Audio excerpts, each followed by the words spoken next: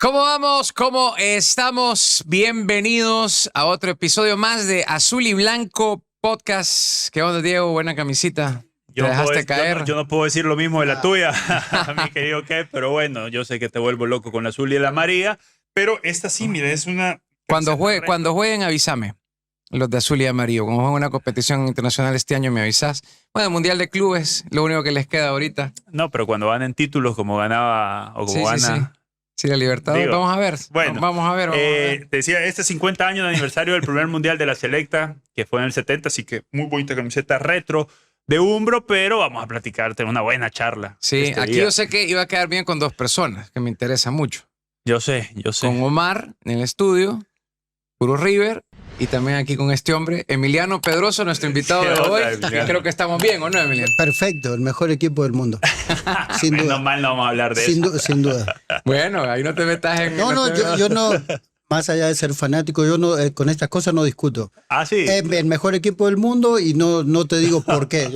Y nada, no discuto. El mejor equipo del mundo. Es igual que yo con el Barça. Sí, así no, pero también. Bueno. El de Argentina te puedo decir, no del mundo, pero Argentina para mí, River.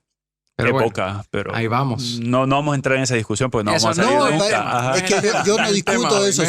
Si para vos es Boca, está bien. Está bien, nadie es perfecto. O sea.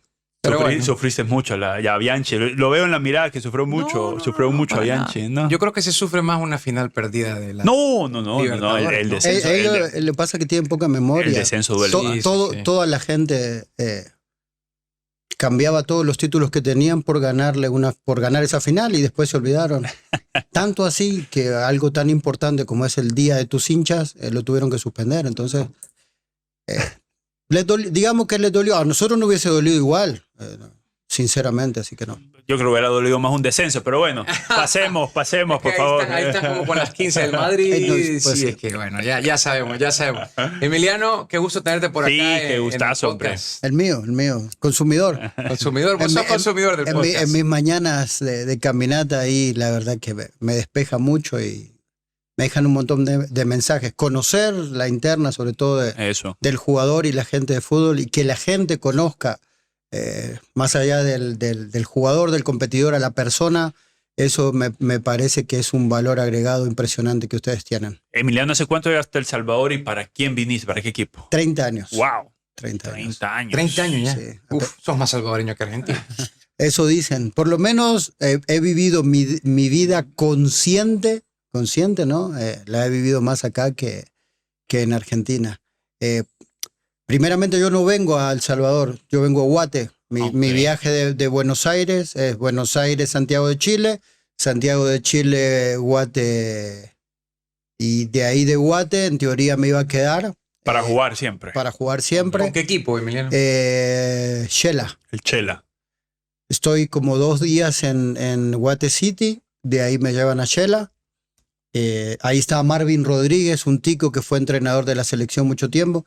Fue entrenador de FAS también, alguien que me recordaba mucho a Don Hernán, que después lo conocí aquí, y bueno, me quedo ahí, entreno con ellos, estoy creo que 15 días a una prueba, cuestiones de contratos, yo venía con gente, a mí me habían traído representantes, que no era un representante, era una persona que a mí me conocía desde chico, de mi club de barrio, y que quería incursionar en el fútbol, entonces teníamos la confianza suficiente como para saber que era alguien que no te iba a defraudar o que no te iba a dejar tirado. Entonces me vine con ese señor. Por cierto, el señor que se llama Pedro Sigliano, él jugó en los 70 en FAS, jugó solo una temporada, un marcador central. Ok. ¿Y te trajo y después de Guatemala sí, te da la prueba? Aquí el contacto era Hugo Luis Lencina, que Hugo Luis trabajó en Firpo, fue entrenador, jugó un tiempo también. Entonces, era una prueba. La verdad que uno en ese aspecto era muy inocente, ¿no? Yo había tenido 6 meses antes en Buenos Aires la posibilidad de darme a un club peruano, porque yo jugaba en un equipo de ascenso que es muy cercano a Independiente, muy cercano, tanto así que hicieron un convenio y normalmente los jugadores que ellos captaban de afuera y no tenían espacio en las inferiores de Independiente, nos venían a reforzar con nosotros. Y si ellos veían algo en el equipo también, nos mandaban a entrenar con Independiente. Entonces vino un equipo peruano que estaba en pretemporada, jugó con nosotros, justo ese día yo jugué bien, hubo una posibilidad fuerte de irme a Perú y después se cae. Entonces yo había quedado con esa posibilidad, me hablan de Centroamérica como primer paso a México. Entonces me sedujo, entre comillas, ¿no? Y más que había una persona que me conocía a mí de chiquito y uno tenía la confianza como para saber que no era alguien que le estaba mintiendo, y me vine a la experiencia centroamericana, que dije, de última, tengo un pasaje por un mes, vacaciones pagas, juego un poco y me regreso a casa, en todo caso. Se convirtieron en 30 años. Sí, no, la verdad que era una época difícil porque, bueno, justo en esa época vemos en televisión en mi casa la película Salvador, que tenía que ver con Monseñor Romero, y cuando mi familia, sobre todo mi mamá, empieza a ver esas imágenes lamentables, ¿no? de la guerra aquí, le agarra un susto impresionante. Claro. Y uno, la inconsciencia de la juventud, ¿no? Y aparte querer abrirse camino en el fútbol. Y luego llegaste a Salvador, a FAS directamente. Lo que pasa es que yo voy a Guate, bueno, me pasa lo de Guate, me regreso, me dicen, vamos a probar a El Salvador. Caigo con Luis Lencina, era muy amigo de Hugo Coria. Hugo Coria todavía está jugando en Águila y él vivía mitad en San Miguel y mitad en San Salvador. Vive en un lugar, él vivía en una residencial que está pegada al estadio Cuscatlán, que se llama Nido de Águila. Entre el estadio y una bloquera que hay, Sí. ahí. Entonces me consiguen ahí para vivir. Don Hernán tenía un restaurante chileno, ahí a unos pasos, a la par de lo que hoy es Grupo Q. Era Saquiro antes, ahí tenía el restaurante Don Hernán, y me llevan a hablar con él. Justo FAS tenía 3 extranjeros, le faltaba uno. Don Hernán me recibe muy amable como siempre y me dice, si yo te puedo dar chance de entrenar, pero no te puedo asegurar nada.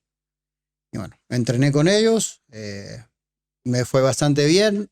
Otra vez, cuando a la hora de hablar aparentemente no llegaran a los números, FAS creo que los 2 siguientes partidos no los gana y me mandan a buscar. Entiendo que hubo una reunión interna porque ese equipo de FAS era algo pesado, ¿no? Y entre ellos habían repatriado a Papo Castro Borja de Austria.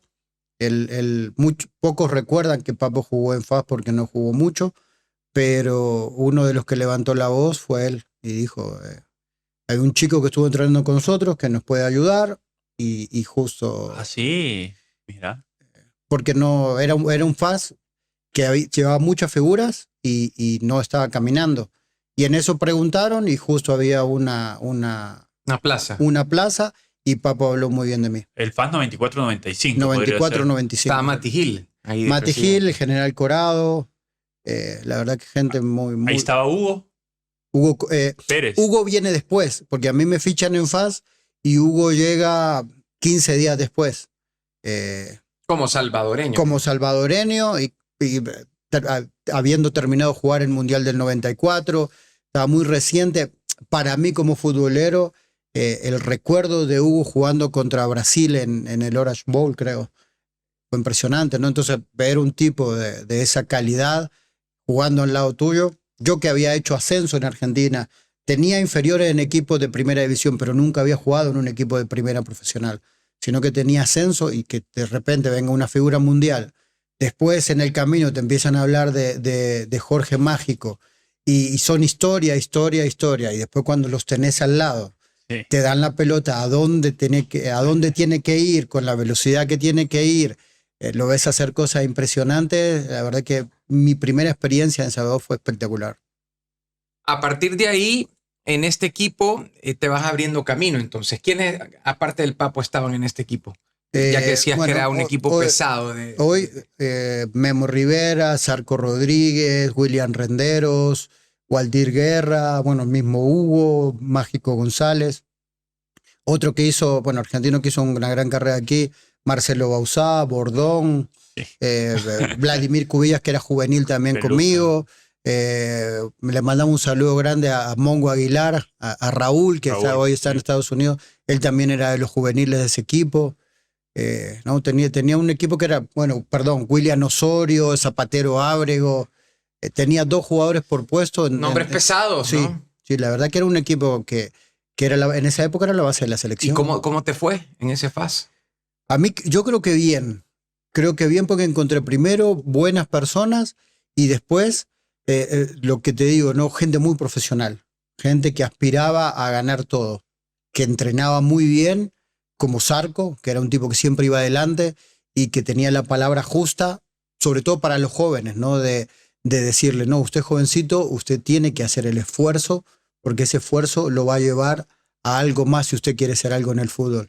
Entonces, estar en ese entorno, en un entorno competitivo, entre comillas, ¿no? Pero que todos como grupo se empujaban para querer más, a mí me ayudó en mi carrera aquí. Porque yo me podía haber acomodado y después eso me ayudó. Yo jugué en otros equipos que eran de segunda, algunos de segunda línea, digo, en primera división, que no te pedían ni ser campeón ni ganar todos los partidos, y uno encaraba cada entrenamiento de la forma que yo lo encaré en ese FAS, que a ellos les pedían ser campeones, y todos los equipos que jugué, por lo menos mi mentalidad fue siempre esa, ¿no?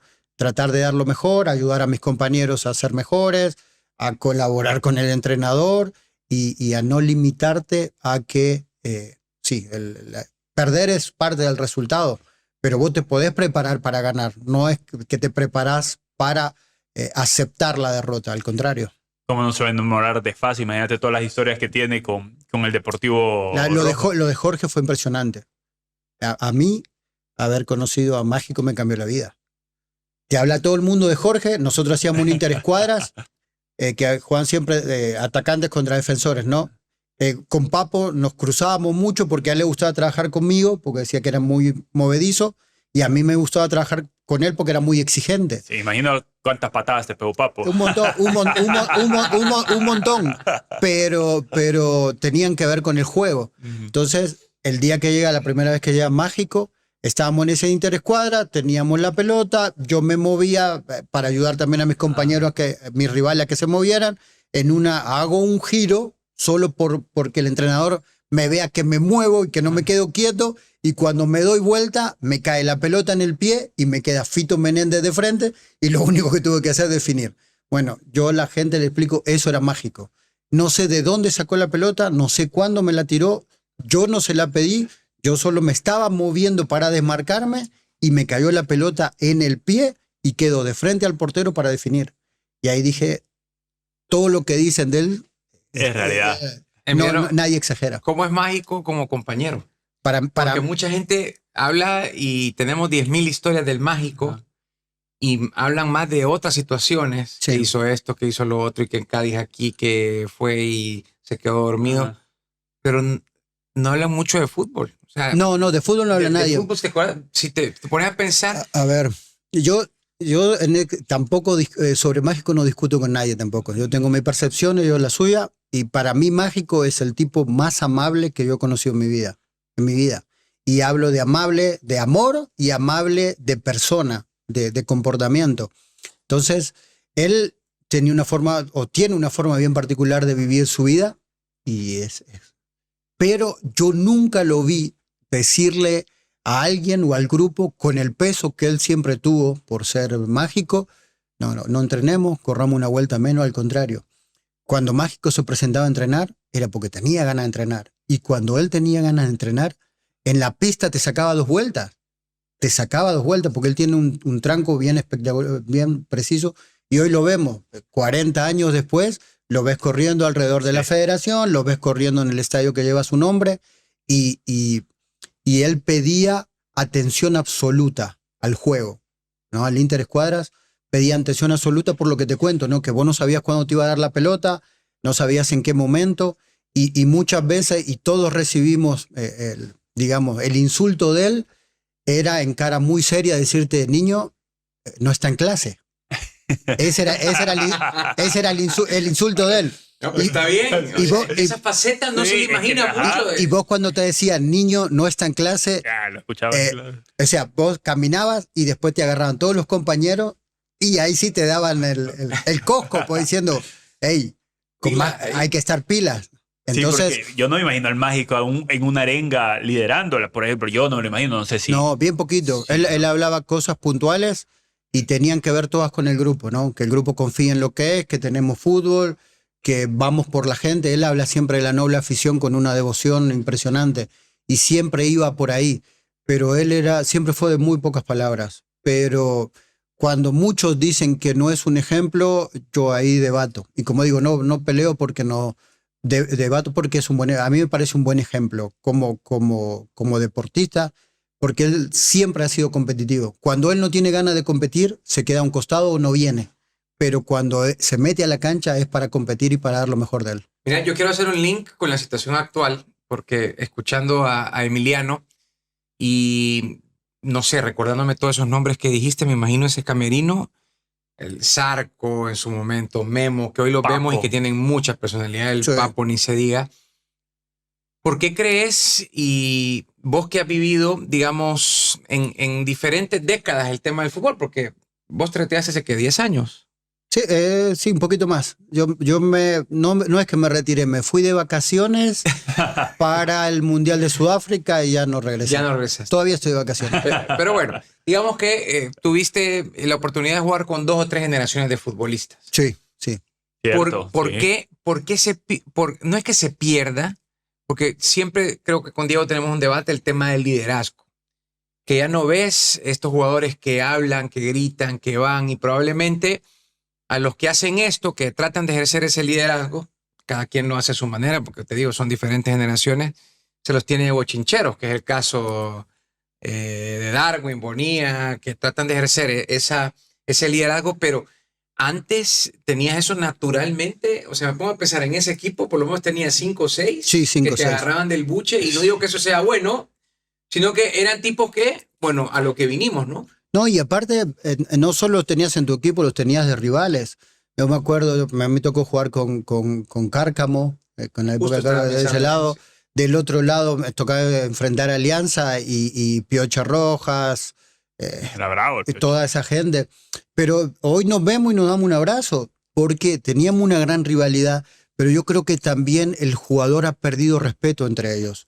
Vos los ves, esos empujones que hoy se ven, que son para TikTok en los partidos, en esa época no se daban.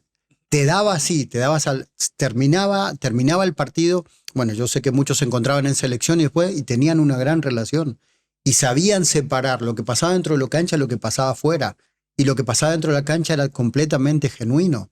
Entonces, yo eso veo, ¿no? Que hoy el jugador, y lo digo con todo respeto, creo que es muy demagogo, ¿no? Que las redes y la exposición que tienen hacen que ellos construyan un personaje que realmente no son, en esencia no son, sino que ir a sacar pecho delante de la gente, besarse la camiseta, y después a los 2 días van y firman con otro lado. Entonces, a mí me parece que esa cuestión de las redes los ha afectado en la esencia del jugador.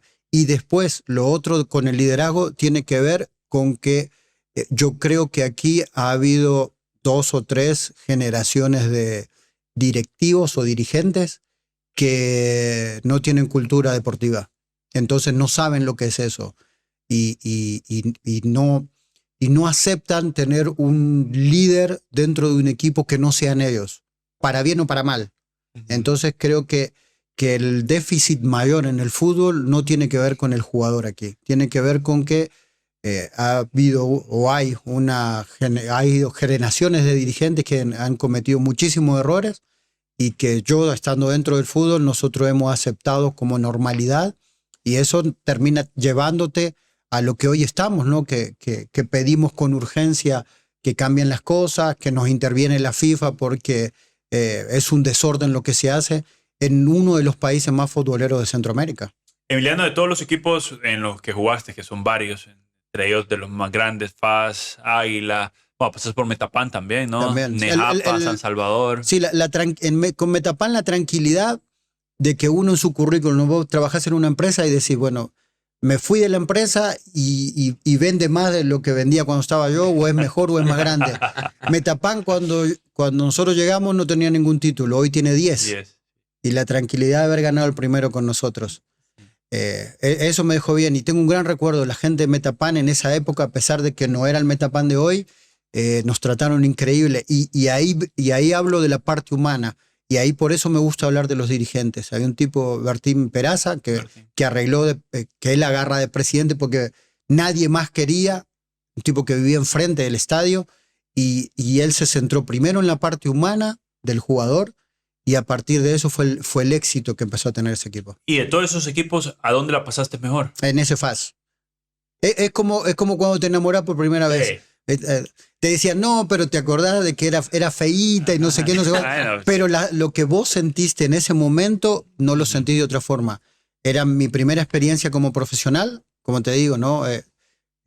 Termino codeándome con tipos como Hugo Pérez, que venía a jugar un mundial, como Mágico González, que es el más grande de todos, y vos, todo el mundo pensaba que era lo último de Jorge también, entonces jugabas todos los fines de semana con las canchas a reventar. Entrenabas todos los días con el quiteño, que había más gente que muchos de los partidos que hay hoy en un entrenamiento. Entonces, nosotros, yo no había viajado al exterior, me tocó jugar con ese FAS de gira en Estados Unidos y jugábamos contra el América, contra Necaxa, el América de García Aspe, el Necaxa del Ratón Zárate, Aguinaga, toda esa gente, y reventaban los estadios. Entonces, para mí esa primera experiencia de saberme profesional en sí, ¿no? Profesional, internacional, fue espectacular. Hoteles 5 estrellas, impresionante. Y después jugar con los tipos que te digo que me tocó jugar. Hay mucha diferencia, ahora que lo ves ya con el paso de los años, entre el fútbol salvadoreño y el ascenso a Argentina, por ejemplo. O sea, ¿te costó venir y decir el fútbol salvadoreño, no por las condiciones o la estructura, sí, sino por las condiciones creo que eran similares? No, la competencia, creo que la competencia, sí. En Argentina, en cualquiera de los 5 niveles, aún el quinto, que es semiprofesional, que son jugadores que trabajan medio tiempo, la competitividad. Vos vas al ascenso y vos del ascenso en esa quinta división podés traer un jugador, y lo digo con respeto, que aquí sea figura. Ah, sí. Que aquí sea figura, porque la mayoría de esos chicos terminan formándose en buenas estructuras de fútbol argentino, ¿no? Y después, por los descartes, terminan quedando afuera, toman también malas decisiones y por querer jugar un poco más se va a un equipo de una división más baja, y si no le va bien terminan a uno de una división más baja, y a veces muy buenos jugadores, bien formados, por tomar malas decisiones terminan jugando en el ascenso por seguir persiguiendo su sueño. Pero creo que eso es lo que más me costó, la competencia, ¿no? La competencia en sí, que todos los equipos fueran competitivos, que todos los jugadores tengan ese profesionalismo independientemente de con quién compitas. Sí, y te preguntaba esto porque de verdad a veces nos traen a cada jugador, sí, de tanto de Argentina como de Colombia, con el respeto, ¿verdad? Pero uno dice, bueno, pero viene bien arreglada la cajita. Sí, no, le está de adentro. No, y yo digo, bueno, sí, pero le estás quitando chance quizás a un chico que tenés ahí en reserva, en sub-17, porque para mí, cuando venís, así como lo hiciste vos, tenés que venir a marcar diferencia, por ejemplo, una diferencia importante. Pero no siempre ven así, por eso te preguntaba qué tan difícil es acomodarse al fútbol salvadoreño. Es difícil acomodarse porque, bueno, en el caso mío, en aquella época vos no tenías ninguna información. Hoy el internet te acerca a todo, ¿no? Vos decís, voy a ir a El Salvador, pum, ponés y te sale todo, desde la comida, cómo se prepara, hasta podés practicar vos con los generadores de contenido. Hasta podés practicar el acento salvadoreño para venirte de allá y no parecer más extraño. Podés estar un mes antes del viaje preparándote comida salvadoreña en tu casa y venir preparado para eso. Y parecían tonterías, pero nadie te prepara para eso. Yo vine acá y la comida era extraña para mí. Sí. Ni buena ni mala, extraña, ¿no? Veías combinaciones que no se ven. Frijolitos, algo bien que me chocó un montón, que podés desayunar lo mismo que cenás, que eso no lo había visto nunca, y vos me ves desayunar, bueno. Y bueno, yo desayuné esta mañana huevo, frijol y aguacate. Ajá. ¿Me entendés? Ajá. Entonces pasas de algo totalmente extraño a después a meterlo en tu día a día, y esas son cosas que le acercarían al jugador al rendimiento, ¿no? Después sí, la estructura, la forma en que se viven los partidos, también en Argentina es muy pasional, y aquí no digo que no haya pasión, pero es diferente, ¿no? Y te tenés que acostumbrar a todas esas cosas. Por eso digo que yo tuve, gracias a Dios, la suerte de caer en un FAS que era muy competitivo, que te pedía ir a todo, que yo tenía compañeros que se quedaban 1 hora entrenando a tirar centros. yo como no tenía, acababa de venir y no tenía ningún apuro en irme a mi casa, me agarraba a Bausá con 30 y pico de años y me decía, zurdo, anda a tirarme 20 centros. ¿Y qué le ibas a decir a un tipo que aparte había jugado en la primera en Argentina? En León. Con el recorrido que tenía. Pero después ese mismo tipo me llevaba a su casa, me arropaba, me hacía sentir en familia.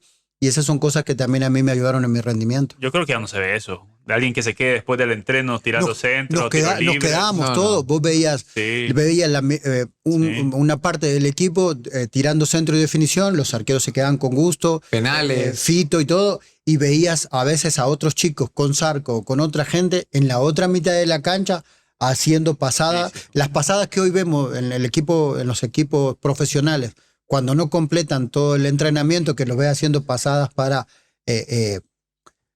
después del partido. Claro, para llegar al rendimiento óptimo, lo veías un montón. Y yo después, siendo jugador en otros equipos, terminaba el entreno, te daba vuelta y la mitad del equipo ya no estaba. Sí. Entonces, a mí esas cosas siempre me chocaron un montón. Mira, Emiliano, el jugador que vos decís, aparte del mágico, lógicamente, respetando las distancias, sacalo de ahí, de ese huacal. ¿Qué otro jugador te divirtió, ya sea en Metapán, San Salvador, tal vez de una camada más joven, de otra generación que vos decías, y no sé si llegó o no llegó, pero ¿qué jugador te recordás que decía, este tiene talento? Yo tuve un montón de compañeros. Waldir Guerra también venía de Estados Unidos, él venía de jugar en el LA Salsa. Él me pareció yo fui uno de los primeros, entre comillas, malabarista que yo conocí con la pelota. Él hacía todo.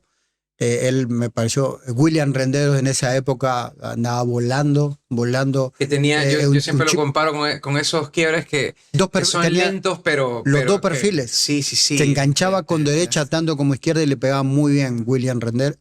William Renderos fue uno. Y después más cercano... No sé, Pega era un jugador de ese tipo. El Pega Dubón era un jugador habilidosísimo. Se nos está escondiendo el Pega para el podcast, fíjate. La vez pasada le saliendo el estadio.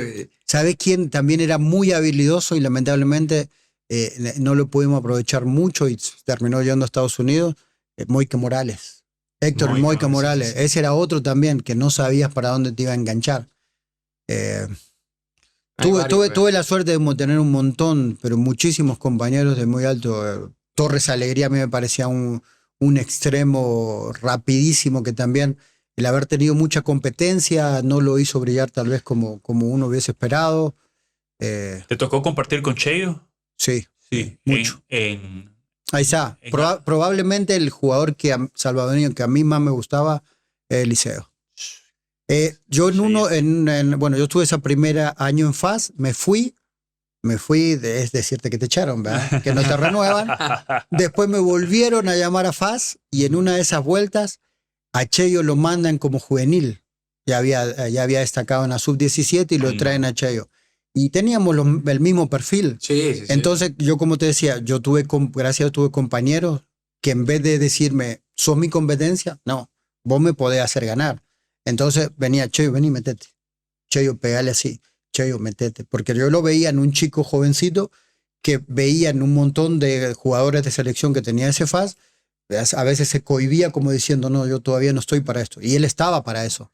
Entonces, yo solo hice lo que habían hecho conmigo, ¿no? Tratar de insertarlo, de que se sintiera parte del equipo, que a pesar de la edad se sintiera importante, sobre todo en el juego, porque a la hora de las responsabilidades, él no tenía la culpa de nada, porque era el más joven. Vos no te preocupes que si acá empiezan a venir los palos los vamos a recibir nosotros. Vos jugás lo que tengas que jugar y después los aplausos los recibís vos, los palazos los recibimos los viejos.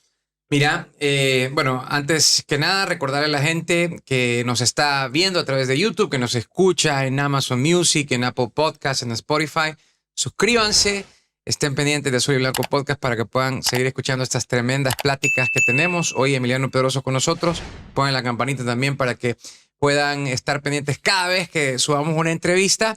Y, por supuesto, agradecer acá a la cabina. ¿Te ha parecido bonito el estudio espectacular, acá? Sí. ¿Y la atención de Omar qué tal? Excelente, ¿no? Aparte me sorprendió. no voy a decir la ubicación de nada, pero parece un búnker. Parece un búnker. Esa es la idea. Me sentí 007. No Maxwell Smart, me sentí 007. La cabina estudio, acá en Tremendo, nuestra sí. casa. También puedes seguirlos en redes sociales y agradecerle a Edson. Ayer me tocó ir a mí te vamos a llevar para el tema de la barba. Le dije que venía vos y me dice, mandame, Sí, Emiliano. normalmente voy a la vuelta a mi casa, no soy muy exigente, me atienden bastante bien, pero entiendo que hay una atención superior. Sí. Tal vez uno no sentirse un VIP, pero de vez en cuando que te den un mimo está bueno. Mira, y bueno, ya después vamos a subir a redes sociales. La familia Chávez está por ahí también. Han venido de Estados Unidos y ya los vamos a saludar. Bárbaro. Que nos quedamos ahí a dar un abrazo, una foto y ya los vamos a saludar. Así que también un fuerte abrazo para ustedes. Te voy a decir algo, Diego. Ajá. El fin de semana pasado jugó la selecta, ¿no? Sí, señor. Tuvimos la oportunidad de estar con Emiliano porque aparte somos amigos, compañeros de los ex del fútbol, a quienes les mandamos un fuerte abrazo y transmitimos los partidos de la selección. Y llega el gol de Emerson Mauricio y puede ver el video también. Y este hombre celebrando como cualquier salvadoreño más. Sí.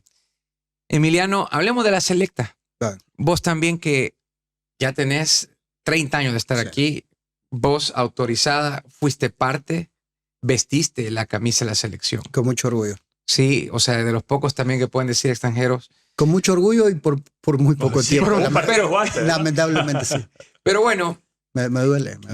¿qué pasa con la selecta? Y comencemos por ahí. ¿Por qué solo un partido? ¿Cómo se da tu llegada a la selección? Mi llegada se da no por presión, ¿no? Pero creo que se da tarde en el tiempo, de acuerdo a mi rendimiento en esa época. Lamentablemente también las cuestiones migratorias eran completamente diferentes. Yo no tuve ningún padrino que me ayudara a acelerar las cosas. Entonces lo hicimos en tiempo de como debería ser legalmente, ¿no? Y me cayó cuando tuvo que caer. La verdad que tenía casi un año esperando que en cualquier momento salía y no salía nunca mi nacionalidad. Y cuando me cae, no me cayó en el mejor momento de la selección, esa eliminatoria para Alemania 2006. La verdad que la selección no venía bien. Necesitaba como 14 resultados para clasificar y encima ir a Panamá a jugar de visitante, con un Panamá que tenía también algún tipo de posibilidades. Entonces, alguna gente del fútbol me dice, mira, salieron tus papeles, te van a llamar, no vayas, porque te van a usar como caballito, ¿verdad? A vos te van a apuntar, la selección va a ser muy difícil de que gane ese partido. Y les dije, no, sí, vengo luchando hace 5 años por esto. Y aparte a una selección no se le dice que no. A la selección no se le dice que no. Y como te digo, más allá de que tuve compañeros extranjeros y compañeros salvadoreños, yo tengo muchos amigos fuera del fútbol a los cuales les agradezco de por vida, porque me metieron en su casa. Yo tengo una familia, la familia Varela Milla, ellos son mi familia. Yo a doña Mary le digo mamá, y a Odette es mi hermana. Bueno, Odette hoy es la directora de la Escuela Nacional de Agricultura, de la ENA y del SENDA, pero son mi familia. Entonces yo por toda esa gente, agradecido, ¿no? Quería ver si podía hacer algo dentro del fútbol.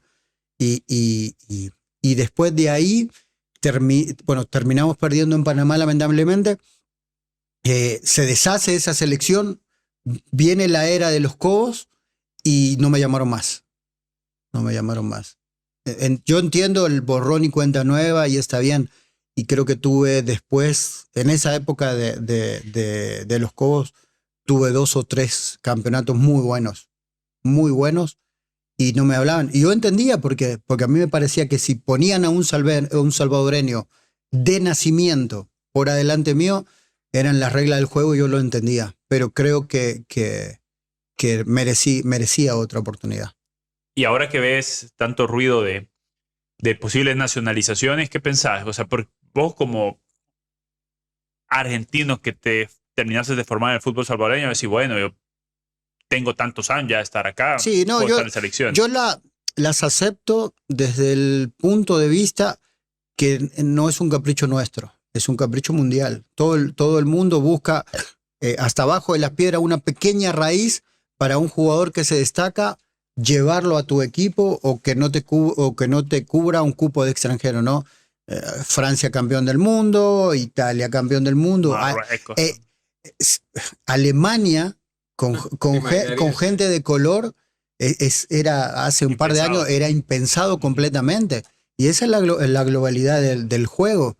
Entonces yo siempre digo lo mismo: si son gente que de corazón realmente quieren venir a aportar cosas, son bienvenidos. Pero después hay que hacer los méritos suficientes. No es ¿Pero solo... no crees que es un atajo, Emiliano? Como decir, bueno, vamos a tapar esta gotera. Lo tenés que acompañar. Porque imagínate, lo más cercano que nosotros tenemos es México, ¿no? Y México, teniendo todo lo que se puede tener para el desarrollo del fútbol, nacionaliza. Pero entonces nosotros, si queremos nacionalizar, tenemos que empezar a hacer eso.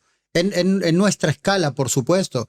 Pero buscar centros de alto rendimiento para futbolistas, cambiar la forma en que generar la competencia de juveniles, cambiar la forma en que proyectas a tus juveniles en los equipos, que todos los equipos mexicanos tengan un centro de entrenamiento espectacular, y que ese centro de entrenamiento, aparte de eso, tenga un salón de pesas que te conecte directamente a la cancha.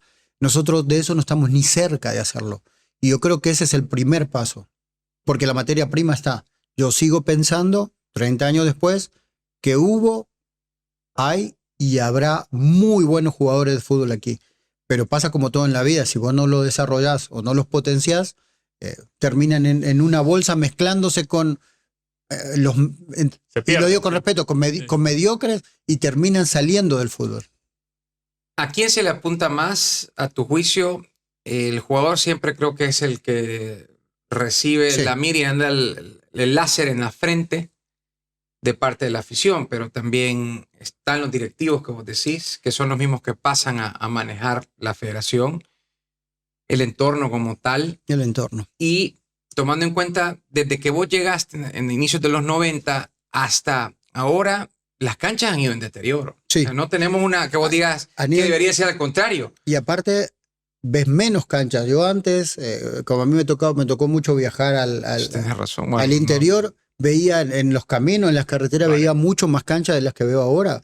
Hoy ves todo urbanizado, lamentablemente. Y creo que eso juega en contra. A mí me parece que eso tiene que ver primero con una decisión de país, ¿no? Y después, lo más cercano a eso son los dirigentes, que son los que toman las decisiones. Y creo que se toman decisiones muy incorrectas. Lo que dice Diego, ellos tratan de agarrar siempre el atajo o la parte más cercana a ir al resultado. Pero es la fotito pequeña, es la foto de perfil. Si vos ves la foto completa, nos falta todo eso para llenarlo. Y creo que como decimos, no siempre tropicalizando, vos podés tener estructuras deficientes, pero con lo mínimo indispensable. Y nosotros, lamentablemente, en lo que se llama equipos profesionales, no tenemos lo mínimo indispensable, que por lo menos sería tener una cancha propia, que el equipo no tenga que pedirle permiso a nadie para que tú juegues. Porque a mí me ha pasado, y me ha pasado con el equipo más ganador, que llega a entrenar y hay una actividad que la programó la gente que son dueños del estadio, entre comillas, y te tenés que quedar afuera, o te vas a correr al parqueo, o vas a correr 3 cuadras a buscar una cancha para no perder el día de trabajo. Pero eso les pasa a todos, les pasa a Alianza, y doy fe de eso, le pasaba a Águila también, que llegaron al estadio a las puertas del Cuscatlán, no se pueden. No se puede. Se tienen que mover para el gimnasio. No, y hacer, a veces con los jugadores, hacer cabuda, ir a alquilar una cancha de fútbol rápido, un sintético. Sí, no. Entonces, a mí me parece eso, ¿no? El primero es la decisión de los que toman, los que tienen el poder importante. Lamentablemente el futbolista acá nunca tuvo ese poder. ¿Cómo ves a la selecta? Ahora. Y yo la veo bien, entre comillas, ¿no? Entre comillas, bien. Creo que hoy se está empezando un proceso con un apoyo que yo no había visto en mucho tiempo, ¿no? Parecería que están todos de acuerdo, pero probablemente hayan discutido antes de ponerse de acuerdo. Y vemos eso, ¿no? Que parecería que van todos caminando en la misma línea. Lo que sí, que seguimos teniendo la misma infraestructura deficiente, seguimos teniendo deficiencia a la hora de formar los jugadores, seguimos teniendo deficiencia a la hora de poder organizar una competencia aquí. Entonces, seguimos teniendo los mismos males de hace 30 años, solo que ahora caminamos de la mano. Entonces, sacar resultados a corto plazo, para mí es una utopía. Y no quiero ser pesimista para nada, porque al contrario, porque si clasificamos al Mundial, voy a dar vuelta arriba de la cabeza, voy a dar giros. Pero no digo que no lo merecemos, digo que no estamos preparados para eso. Ahora, tomando en cuenta el momento, porque pasaron varios técnicos y te quería preguntar así, de manera fugaz, de los técnicos que viste, bueno, de los Cobos, que no tomo en cuenta, pero partiendo de ahí... Y yo lo tomé con humor, porque a mí me tocó varias veces compartir espacios con de los Cobos, ¿no? Yo siempre me acuerdo mucho de no sé si fue un lanzamiento o algo de un periódico deportivo, y me tocó estar en la misma mesa que el señor de los Cobos, y yo le gritaba a él, como así escondiéndome, convoca a Pedroso. Y yo le decía, profe, no le haga caso a la gente, usted siga con su equipo. Bromeando, pero realmente era mi deseo. Y a mí él siempre me pareció un señor del fútbol. Y no se lo reprocho, porque como digo, son las reglas del juego, él elige a quien cree, y aparte él generó una selección que juega muy bien. Y por eso te decía, porque probablemente el público que está, porque... Pero imagínate cuántos técnicos vio. Sí, de los Cobos. No, hombre. El Primi Maradiaga. Yo tuve la suerte, dentro de las bendiciones que me ha dado el fútbol, yo pasé un fin de año aquí en El Salvador con el Pato Pastoriza. La cena de fin de año la hice en la casa del Pato. Con Tarabini, con Soma, con Eduardo Lovalio, que hoy creo que vive en Ecuador, también un tipazo. Entonces, el fútbol a mí me ha sorprendido de muchas maneras. Le mando a Diego, porque Diego, que hace la edición, una foto. En la casa eran 3 veces por semana que llegaban. Sí, y yo lo sé, a mí, porque... En mi casa ahí pasaba... Bueno, yo estaba pequeño y no tenés la noción... Bueno, con Pastoriza y con tu papá hemos compartido algunos espacios. Hacían el pollo y un chimichurri. No, y a veces se juntaban a jugar. Nosotros le decimos en Argentina el pool, ¿no? Que es el billar. Se juntaban a jugar el billar, y 2 o 3 veces a mí me invitaron, por medio de Eduardo Lovalio, que yo tenía una buena relación con él. A mí me invitaron varias veces a hacer interescuadras con esa selección, porque a veces costaba mucho encontrar jugadores por izquierda, entonces me pedían si yo les podía ayudar, como sparring, ¿no? Obviamente, un jugador con izquierda y con perfil y todo, y yo iba con mucho gusto. ¿Cuál ha sido el mejor técnico que te parece? Que ha tenido la selección. Todos los que has visto pasar, que vos digas, ¡ay, qué bien! Porque no fijamos mucho en el técnico. Yo sé que es más profundo el análisis. Sí, pero... todos sabemos que es más profundo. Digo, el técnico es el techo, bonito. Sí. Nos vamos a poner muy filosóficos, pero... Lo de Pastoriza a mí me parecía muy bueno. Muy bueno. A mí que me tocó estar adentro de cómo entrenaba, y después que tuve muchos compañeros que habían estado con él, me confirmaban eso. Lo que estaba haciendo Lara me parecía muy bueno, y yo justo en esa época ya trabajaba como cuerpo técnico en FAS. Entonces nos tocó tener retroalimentación con él, su cuerpo técnico, y eso me pareció muy bueno, que él era muy cercano, estaba muy pendiente del jugador, las ideas que tenía, y después aparte de eso uno veía que el equipo, primero la juvenil que él tuvo, y después el equipo intentaba jugar bien, y sobre todo porque él intentaba cambiarle la cabeza a los entrenadores nacionales, porque sabía que esos entrenadores podían hablar con los dirigentes, y él también en un momento intentó cambiarle la cabeza a los dirigentes. De selección, después conocí poco realmente. Yo, como tuve de compañero a Hugo, me parece que Hugo también es un buen entrenador, que también creo que quiso hacer demasiado dentro de la federación. Había muchos incendios que tapar, y él creo que se vistió de bombero, y lamentablemente en un fútbol de competencia, no digo competido, de competencia, termina pesando el resultado. Nadie te va a agradecer si vos lo ayudaste administrativamente, si ayudaste a hacer el puente en que vengan los chicos de afuera, si ayudaste a hacer el puente para abrir puertas, para encontrar lugares de entrenamiento fuera del país. Eso no te lo va a agradecer nadie. Si después vos perdés el partido, listo, sos el peor. Entonces creo que eso le jugó en contra a Hugo. Y después personalmente, como entrenador, Milo Miljanic, espectacular. Fue uno de los mejores que tuve. Hablan que es muy académico, Milos. Milo Miljanic, y me cambió la cabeza porque vos acostumbrado a un entrenador que hace interescuadra 11 contra 11, y él te lo seccionaba. Podías hacer un día 7 contra 7, 8 contra 8, ejercicios por línea, y uno en una cabeza pequeña no lo entendías. Y después ibas al partido y esos 3 jugadores con los que vos no hiciste interescuadra no te hacían falta. Te conectabas perfectamente. Había una progresión en el juego o en los ejercicios que él hacía que aún trabajándolo todo por separado, el fin de semana funcionaba perfectamente. Otro que para mí es un muy buen entrenador, muy bueno, Mauricio Cienfuegos. Lamentablemente los resultados... Lo tuviste en Nejapa. Lo tuve en Nejapa. Los resultados lo terminan... matando, ¿no? Matando, entre comillas, y yo creo que desmotivando a él también, porque él se encontró con una estructura que no iba a aceptar las condiciones de él, y él aún así quiso aportar. Yo siento que nos hizo crecer a todos como jugadores, y después tuvo que irse de la estructura porque él no aceptaba que al jugador no le pagaran, que al jugador no le cumplieran, que al jugador no le dieran las condiciones mínimas.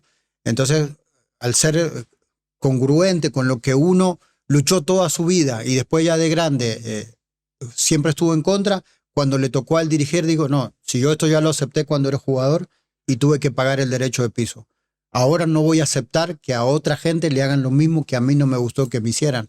Y conceptualmente Mauricio muy bueno. Y también va de esa línea como la de Milos, ¿verdad? Sí. De esa línea de trabajo. Milos es de los favoritos de sus compañeros. Lisandro, sí. No, y siempre habla muy bien. Siempre habla muy bien. No, yo tuve la suerte de trabajar con él, y fíjate que esa generación que trabajó con él, yo con varios todavía me junto a platicar y todo lo demás. Chiqui Martínez, el Chele Barrientos, con quien somos familia. Hablamos, siempre nos recordamos de cómo nos cambió la cabeza a Milo Miljanic. Hablemos de tu paso por el cuerpo técnico o parte del cuerpo técnico. ¿Por qué ya no seguiste dirigiendo? Digo, sí tenés siempre trabajo de entrenador. Formador. De formador ahora. Creo que tiene que ver con congruencia también lo mismo. Yo me terminé yendo de vacaciones del fútbol, ¿no? Ya con 30 y me faltaban un mes para cumplir 38. Y yo tenía compañeros en ese Atlético Marte como Saviolita, como Ibsen, toda esa gente, Marte de Ramiro. Esa camada que venían y te decían, cuando te debían, no, mira Emiliano, y esto, yo le digo, no, para mí es inaceptable. Yo ya tenía mis 2 hijas, para mí es inaceptable esto, pero yo entiendo que tú sigas teniendo la misma motivación, porque yo en tu lugar haría exactamente lo mismo, ¿verdad? Tenés que pagar ese derecho de piso, tenés que hacerte un lugar en el fútbol, tenés que aceptar algunas cosas. Y yo me terminé yendo de vacaciones porque ya no podía aceptar, no que te debieran, sino que te mintieran en la cara. Entonces, y hoy Saviolita lo ves hablando con el Platense hace una semana que no les pagan. Uno entiende las carencias del fútbol salvadoreño y sabes a dónde estás y sabes que se pueden atrasar porque el dinero no fluye aquí. Pero el problema es que te mientan descaradamente, ¿no? Y yo le decía a los chicos, yo ya no acepto que me mientan descaradamente, voy a ser un tipo de 30 y largos. Ya lo viví esto. Que ustedes lo vivan es parte del proceso de crecimiento, pero su discurso tiene que ser que no lo aceptan. Una cosa es que lo vivan y otro es que lo acepten. Y como entrenador me pasó algo similar. Tuve una experiencia excelente, agradezco la experiencia que tuve con FAS como entrenador. Fue tan enriquecedora como la que tuve como jugador, de ir a trabajar para pelear por todo, tratar de potenciar a los jugadores. Por momentos nos tocó lidiar también con una barra organizada que exige y mucho, claro. Y a veces en algunos lugares donde no les corresponde. Porque si algo siempre he tenido, creo que hemos tenido nosotros, nuestra generación, es respeto por los espacios. Y por eso es que tampoco no me ves a mí en los estadios mucho, porque yo respeto el espacio de los otros entrenadores, respeto el espacio del jugador. Yo ya no es mi lugar. Pero no vas ni a verlos. Voy, pero me escondo me escondo mucho. O sea que vos te debes de haber enojado. Veo todo, sí, veo todo. No, te debes de haber enojado esta última vez que miembros de la barra organizada de FAS ingresaron al camerino hace 2-3 semanas. Sí, a mí me parece que hay espacios. Y creo que en FAS hay tanto respeto por la afición, ¿no? Respeto, digo. Hay tanto respeto por la afición que si la afición viene y te pide una reunión, la organizamos. Y nosotros la organizamos, pero los canales tienen que ser lo correctos, ¿no?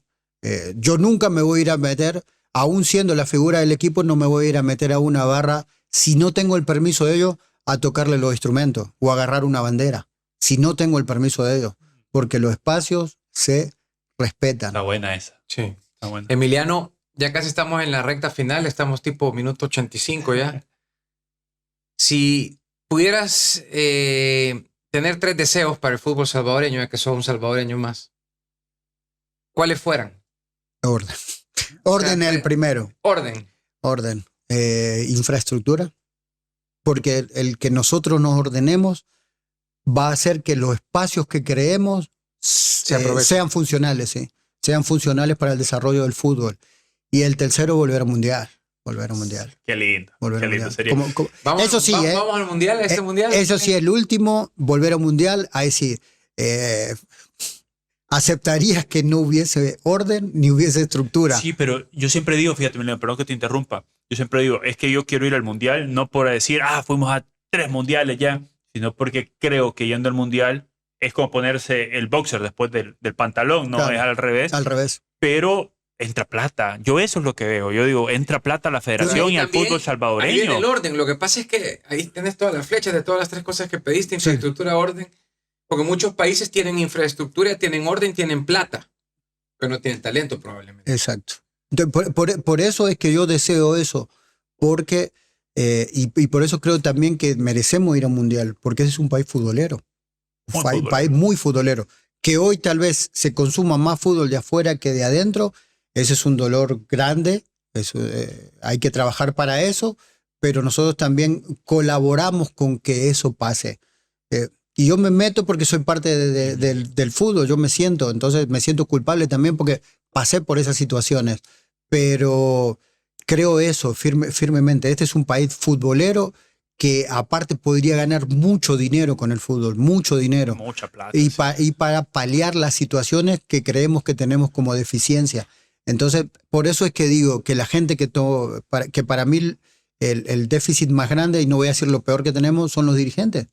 Porque en un lugar donde vos podés ganar mucho dinero, primero para tu institución, y segundo también personalmente, a mí no me molesta que el dirigente gane dinero, si lo invierte, que se lo devuelvan y que lo gane. Pero según cómo han hecho las cosas, han perdido dinero, prestigio, y nos han hecho perder dinero y prestigio como país y como fútbol. Entonces creo que cambiando la generación, primero yo pensando cambiando la generación de dirigentes, pero el primer paso es cambiar la cabeza de los dirigentes. A ver, Emiliano, de las últimas que yo tengo, esta es bien futbolera, porque ahora que sos formador, se me viene a la cabeza la pregunta, ¿qué pasa con los número 10, los benditos enlaces, enganches en el fútbol? Ahora como formador, porque escuchaba a Aymar, por ejemplo, decir es que ya al chico se le exige, no, jugar 2 toques, claro. Y ya no lo dejas inventar, ya no lo dejas que le salga a él la habilidad. ¿Crees que en algún momento van a volver esos números 10, esos jugadores que nos deleitaban, que nos hacían decir, qué jugador este? Porque ahora todo es vértigo. Sí, todo es vértigo, todo es físico y poco pausa. Yo creo que tiene que ver con la evolución del fútbol, del deportista o del futbolista al atleta. Creo que pasa por ahí. Jugadores con talento vas a seguir viendo. El otro día vimos Argentina a Brasil y vimos un dominio absoluto de Argentina. Y nosotros hablamos, los 4 tipos que jugaron en el medio de Argentina, que hoy son volantes mixtos, porque no tenían ningún enlace, 3 de los 4 habían jugado de 10 o habían sido formados como 10 en sus equipos, como el 10 clásico, ¿no? Paredes, que hoy es el contención y tal vez el más defensivo, entre comillas, él se formó en el equipo donde se formó, siendo la última joya, ¿no? Y que iba a reemplazar a un 10 histórico. A mí no me gusta decir en malas palabras, pero bueno, Paredes fue el 10 de Boca y decían que él era el sucesor de Riquelme. Sí. Y McAllister fue el 10 de Argentino Junior, que ponerse la 10 en Argentino Junior, Maradona y Vichy Borghi. Y bueno, Lo Celso era el 10 de Rosario Central. Y así un montón de gente. De Paul de Racing. El 10 de Paul era el 10 de Racing, que también el 10 de Racing es muy importante, ha tenido jugadores espectaculares. Y así un montón de jugadores. Hoy ves un montón de jugadores con características de enganche, sobre todo en la selección argentina. Pero el paso por Europa le ha hecho ser más funcional. Y yo creo que ese es una de... hoy estando Aimar en el cuerpo técnico te das cuenta que tiene congruencia, ¿no? Que le piden que jueguen, cuando tenés la pelota sos un 10, pero cuando no la tenés hay que pelarse los codos. Hay que pelear, sí. Bueno. Mira, ¿cuáles son tus planes ya para terminar? ¿Qué soñás? ¿Con qué soñás, Emiliano? Con esto, con poder seguir trabajando dentro del fútbol.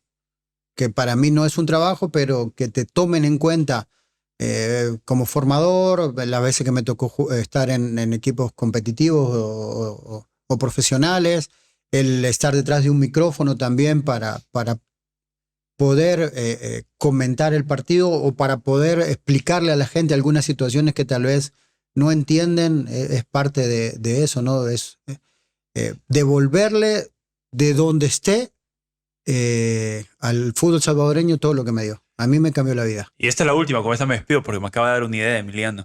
¿Te ha gustado esto de estar en los medios, de estar en el micrófono? ¿Y antes qué pensabas del que se sentaba a hablar de fútbol?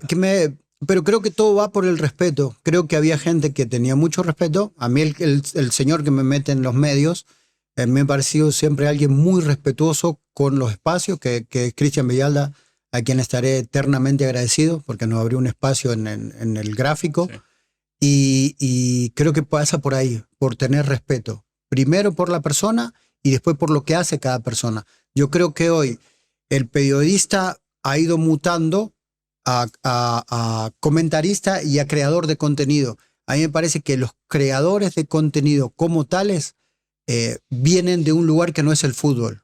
Si el fútbol es popular se van a meter ahí porque hay likes, pero ellos no tienen respeto por el juego. Y creo que ahí cometen un grandísimo error. No digo que esté bien o mal, pero creo que cometen un error y se meten en un lugar donde la pueden pasar mal. ¿Pero te enojabas con las críticas? Sí, mucho. Una vez leí una crónica de un partido que habíamos salido 0-0, que teníamos que haber ganado y que pusieron tu equipo no mostró nada de nada. Si no hubiésemos mostrado nada de nada, no hubiesen hecho 8 goles, porque nos llegaron 8 veces. Entonces, ahí es donde no hay respeto, no sabes separar. Si no te gustó cómo jugó mi equipo, estoy de acuerdo porque a mí tampoco me gustó. Pero el fútbol tiene dos fases, ataque y defensa. Partimos de ahí. Vos no metes goles, no te los meten, es por lo menos un 5, por lo menos hiciste la mitad de la tarea. Y me molesta mucho cuando la gente, no es que le miente, pero sino que sabiendo que tiene muchos seguidores, trata de darle daño. Sí, trata de darle una idea incorrecta sobre lo que pasa dentro de la cancha o cómo es diferente tipo de entrenador o de jugador. Cuando se meten en lo personal para criticar lo que él hace profesionalmente, a mí me parece que es una línea que no debería ser. Sí, ya no.